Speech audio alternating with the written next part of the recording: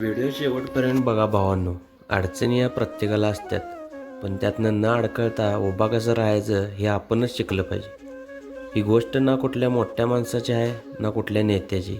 ही गोष्ट आहे राबून खाणाऱ्या आपल्या एका मित्राची. ही आहे आपल्या सगळ्यांचेच मित्र वैभव खोत. अतिशय जॉली कॅरेक्टर. पण कसं आहे भावांनो, सगळ्यांनाच वडील नावाचं पाठबळ असतेच असं नाही. वडिलांची थाप पाठीवर नसताना सुद्धा भावानं आज जे काय कमवले ते कौतुकास्पदच आहे. एका इलेक्ट्रिशियनच्या हाताखाली कामाला जाऊन जाऊन भाऊ आता स्वतः कामं घेते. बरीचशी मोठी कामं त्यानं केल्यात. आता ह्यो धंद्यात मुरलाय पण आणि गुंतलाय पण. एवढं सगळं करता करता भाऊ समाजातल्या कामासाठी पण पुढं पुढं असतोय. त्याची खिल्ली उडवणाऱ्यांचा राग मनात न ठेवता ती कायम हसत असते. ही सोपी गोष्ट नाही भावांनो.